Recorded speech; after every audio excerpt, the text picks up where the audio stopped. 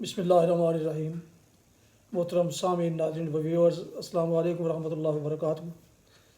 امید کرتا ہوں کہ آپ اللہ تعالیٰ کے فضل و کرم سے خیریت سے ہوں گے۔ اللہ تعالیٰ آپ کو، آپ کے خانہ کو ہمیشہ اپنی زمان میں رکھے۔ آمین۔ راہ ہدایت و نجات کے سلسلے کا بلاگ القرآن و حدیث اپنے یوٹیوب چینل بشیر علی شیدی سے آپ کی خدمت میں پیش کرتا ہوں۔ یہ روحانی اور قرآنی سلسلے کا بلاگ جس طرح سے باعث خیر، باعث برکت اور باعث ثواب ہے، روزانہ کی بنیاد پر میں اپنے یوٹیوب چینل بشیر رشیدی پر پیش کرتا ہوں، اللہ تعالیٰ کی رضا کے لیے اور آپ لوگوں کی تعلیم کے لیے۔ اللہ تعالیٰ میری یہ کاوش قبول فرمائے، آمین۔ تو شروع کرتے ہیں القرآن و حدیث۔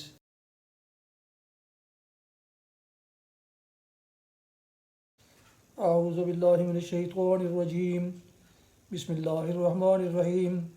وَاتْلُ مَا أُوحِیَ إِلَيْکَ مِن کتاب ربک لا مبدل لکلماتہ وَلَن تَجِدَ مِن دُونِهِ مُلْتَحَدًا وَاصْبِرْ نَفْسَكَ مَعَ الَّذِینَ يَدْعُونَ رَبَّهُم بِالْغَدَاۃِ وَالْعَشِیِّ یُرِیدُونَ وَجْهَهُ وَلَا تَعْدُ عَیْنَاکَ عَنْهُمْ تُرِیدُ زِینَةَ الْحَیَاةِ الدُّنْیَا وَلَا تُطِعْ مَنْ أَغْفَلْنَا قَلْبَهُ عَنْ ذِکْرِنَا وَاتَّبَعَ هَوَاهُ وَكَانَ أَمْرُهُ فُرُطًا۔ صدق اللہ العظیم۔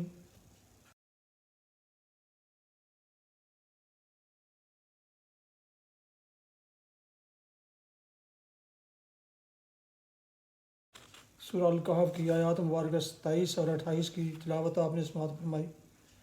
اس کا اردو ترجمہ پیش کرتا ہوں۔ وَاتْلُ مَا أُوحِیَ إِلَيْکَ مِن کتاب ربک، اے نبی صلی اللہ علیہ وسلم، آپ کے رب کی کتاب میں سے جو کچھ آپ پر وحی کیا گیا ہے اسے جوں کا توں سنا دیں۔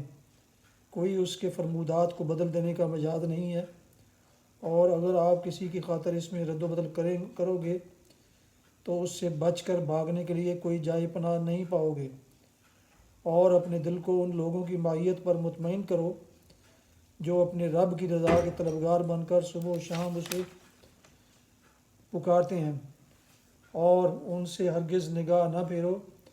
کیا تم دنیا کی زینت پسند کرتے ہو؟ کسی ایسے شخص کی اطاعت نہ کرو جس کے دل کو ہم نے اپنی یاد سے غافل کر دیا ہے، اور جس نے اپنی خواہش نفس کی پیروی اختیار کر لی ہے، اور جس کا طریقہ کار افراط و تفریط پر مبنی ہے۔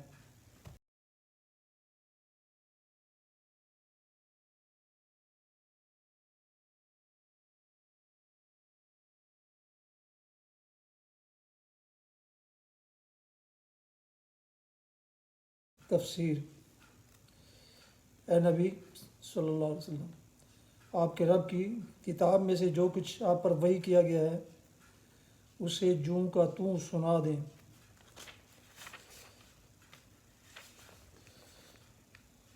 اصحاب کہف کا قصہ ختم کرنے کے بعد اب یہاں سے دوسرا مضمون شروع ہو رہا ہے، اور اس میں ان حالات پر تبصرہ ہے جو اس وقت مکہ میں مسلمانوں کو درپیش تھے۔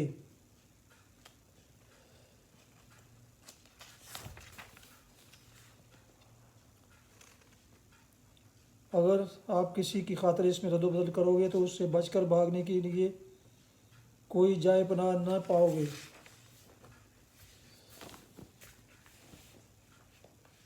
اس کا یہ مطلب نہیں ہے کہ معاذ اللہ اس وقت نبی صلی اللہ علیہ وسلم کفار مکہ کی خاطر قرآن میں کچھ رد و بدل کر دینے اور سرداران قریش سے کچھ کم و بیش پر مسالت کرنے کی سوچ رہے تھے، اور اللہ تعالیٰ آپ کو اس سے منع فرما رہا تھا، بلکہ دراصل اس میں روئے سخن کفار مکہ کی طرف ہے۔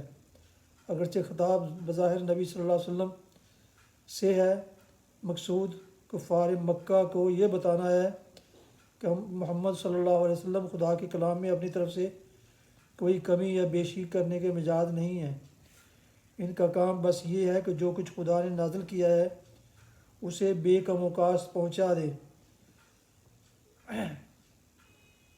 آپ کو ماننا ہے تو تمہیں ماننا ہے تو اس پورے دین کو جوں کا توں مانو جو خداوند عالم کی طرف سے پیش کیا جا رہا ہے، اور نہیں ماننا تو شوق سے نہ مانو، مگر یہ امید کسی حال میں نہ رکھو کہ تمہیں راضی کرنے کے لیے اس دین میں تمہاری خواہشات کے مطابق کوئی ترمیم کی جائے گی، خواہ وہ کیسی ہی جزوی سی ترمیم ہو۔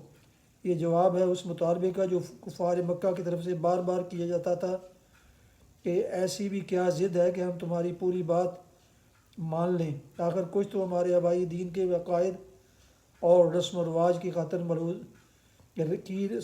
رسم و رواج کی رعایت ملحوظ رکھو، کچھ تم ہماری مان لو، کچھ ہم تمہاری مان لیں، اس پر سمجھوتا ہو سکتا ہے اور برادری پھوٹ سے بچ سکتی ہے۔ قرآن میں ان کے اس مطالبے کا متعدد مواقع پر ذکر کیا گیا ہے اور اس کا یہی جواب دیا گیا ہے۔ مثال کے طور پر سورہ یونس کی آیت 15، وَإِذَا تُتْلَىٰ عَلَيْهِمْ آيَاتُنَا بَيِّنَاتٍ قَالَ الَّذِينَ لَا يَرْجُونَ لِقَاءَنَا ائْتِ بِقُرْآنٍ غَيْرِ هَٰذَا أَوْ بَدِّلْهُ، جب ہماری آیات صاف صاف اور ان کو سنائی جاتی ہیں تو وہ لوگ جو کبھی ہمارے سامنے حاضر ہونے کی توقع نہیں رکھتے کہتے ہیں کہ اس کے بجائے کوئی اور قرآن لاؤ یا اس میں کچھ ترمیم کرو، اور ان سے ہرگز نگاہ نہ، کیا تم دنیا کی زینت پسند کرتے ہو؟ ابن عباس کی روایت کے مطابق قریش کے سردار نبی صلی اللہ علیہ وسلم سے کہتے تھے کہ یہ بلال اور صہیب رضی اللہ عنہما اور عمار رضی اللہ عنہما اور حباب اور ابن مسعود رضی اللہ عنہما جیسے غریب لوگ جو تمہاری صحبت میں بیٹھا کرتے ہیں، ان کے ساتھ ہم نہیں بیٹھ سکتے، انہیں ہٹاؤ تو ہم تمہاری مجلس میں آ سکتے ہیں اور معلوم کر سکتے ہیں کہ تم کیا کہنا چاہتے ہو۔ اس پر اللہ تعالیٰ نے نبی صلی اللہ علیہ وسلم سے فرمایا کہ جو لوگ رضائے الہی کی خاطر آپ کے گرد جمع ہوئے ہیں اور شب و روز اپنے رب کو یاد کرتے ہیں، ان کی معیت پر اپنے دل کو مطمئن کرو اور ان سے ہرگز نگاہ نہ پھیرو۔ کیا آپ ان مخلص لوگوں کو چھوڑ کر یہ چاہتے ہو کہ دنیاوی ٹھاٹ باٹ رکھنے والے لوگ آپ کے پاس بیٹھیں؟ اس فکرے میں بھی بظاہر خطاب نبی صلی اللہ علیہ وسلم سے ہے، مگر سنانا دراصل سرداران قریش کو مقصود ہے کہ تمہاری یہ دکھاوے کی شان و شوکت جس پر تم پھول رہے ہو، اللہ اور اس کے رسول کے نگاہ میں کچھ قدر و قیمت نہیں رکھتی۔ تم سے وہ غریب لوگ زیادہ قیمتی ہیں جن کے دل میں اخلاص ہے اور جو اپنے رب کی یاد سے کبھی غافل نہیں رہتے۔ ٹھیک یہی معاملہ حضرت نوح علیہ السلام اور ان کی قوم کے سرداروں کے درمیان بھی پیش آیا تھا۔ وہ حضرت نوح سے کہتے تھے، وَمَا نَرَاكَ اتَّبَعَكَ إِلَّا الَّذِينَ هُمْ أَرَاذِلُنَا بَادِيَ الرَّأْيِ، ہم تو دیکھتے ہیں کہ ہم میں سے جو رذیل لوگ ہیں وہ بے سوچے سمجھے تمہارے پیچھے لگ گئے ہیں۔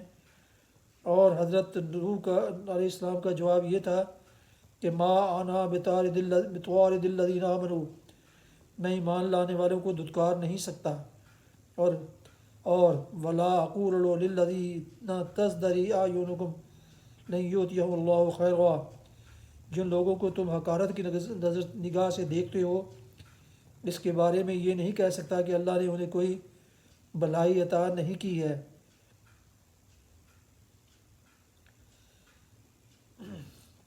کسی ایسے شخص کی اطاعت نہ کرو، یعنی اس کی بات نہ مانو، اس کے آگے نہ جھکو، اس کا منشا پورا نہ کرو اور اس کے کہنے پر نہ چلو۔ یہاں اطاعت کا لفظ اپنے وسیع مفہوم میں استعمال ہوا ہے اور جس کا طریقہ کار افراط و تفریق پر مبنی ہے۔ کانا امرہ فرطا کا ایک مطلب تو وہ ہے جو ہم نے ترجمے میں اختیار کیا ہے، اور دوسرا مطلب یہ ہے کہ جو حق کو پیچھے چھوڑ کر اور اخلاقی حدود کو توڑ کر بگٹٹ چلنے والا ہے، وہ دونوں صورتوں میں حاصل ایک ہی ہے۔ جو شخص خدا کو بھول کر اپنے نفس کا بندہ بن جاتا ہے، اس کے ہر کام میں بے اعتدالی پیدا ہو جاتی ہے اور وہ حدود ناآشنا ہو کر رہ جاتا ہے۔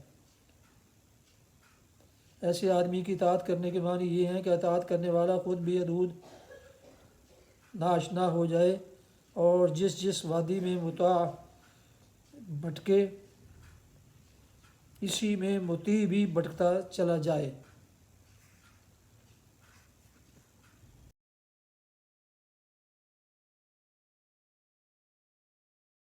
حدیث مبارکہ حضرت ابن عباس رضی اللہ عنہما سے روایت ہے کہ رسول اللہ صلی اللہ علیہ وسلم ہم میں واعظ و نصیحت فرمانے کھڑے ہوئے تو ارشاد فرمایا، اے لوگو، تم سب اللہ کی طرف ننگے پاؤں، ننگے بدن اور غیر مختون، یعنی جیسے ماں کے پیٹ سے پیدا ہوئے تھے، اکٹھے کیے جاؤ گے۔ اللہ تعالیٰ کا فرمان ہے، جس طرح ہم نے تمہیں پہلی مرتبہ پیدا کیا ہم اسے دوبارہ لوٹائیں گے، یہ ہمارا وعدہ ہے، ہم یقیناً پورا کرنے والے ہیں۔ الانبیاء آیت 104۔ صحیح بخاری کتاب الادب حدیث نمبر 3349۔ فوائد۔ اس سے معلوم ہوا کہ ارتداد کی سزا جہنم ہے، کیونکہ یہ کفر کی بدترین قسم ہے، اسی لیے شریعت اسلامیہ میں اس کی دنیاوی سزا قتل ہے۔ دوسرا، اس سے یہ معلوم ہوا کہ نبی صلی اللہ علیہ وسلم عالم الغیب اور حاضر ناظر نہیں، جیسا کہ گروہ کے یہ باطل عقائد ہیں۔ اگر آپ کو غیب کا علم ہوتا یا آپ حاضر ناظر ہوتے تو آپ ان مرتدین کو اپنا ساتھی اور امتی قرار نہ دیتے۔ چنانچہ جب آپ کو بتلایا گیا تو آپ نے ان سے اسی طرح برت کا اظہار فرمایا، جس طرح حضرت عیسیٰ علیہ السلام نے اپنے اور اپنی ماں کو معبود ماننے والوں سے فرمایا۔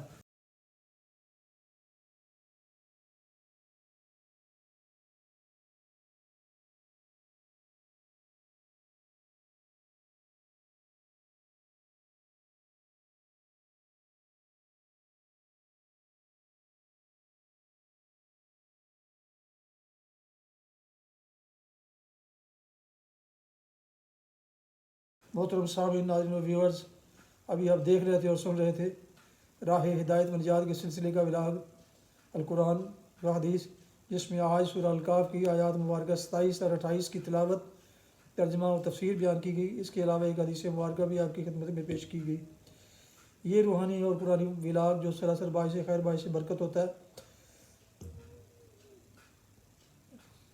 روزانہ کی بنیاد پر میں اپنے یوٹیوب چینل بشیر رشیدی پر پیش کرتا ہوں، لہٰذا اگر آپ نے اسے ابھی تک سبسکرائب نہیں کیا تو پلیز سبسکرائب کر کے، شیئر کر کے، لائک کر کے بیل آئیکن کو ضرور پریس کر لیجیے گا، تاکہ آنے والے ایسے روحانی اور قرآنی ولاگ آپ تک اور دوستوں تک باقاعدہ اور بر وقت پہنچ سکیں۔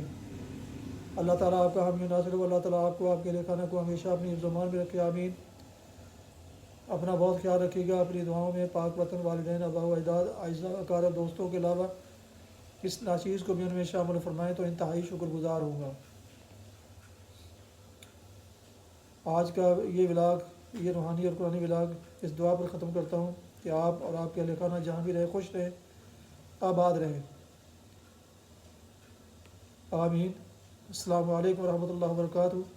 پاکستان زندہ باد۔ اللہ حافظ۔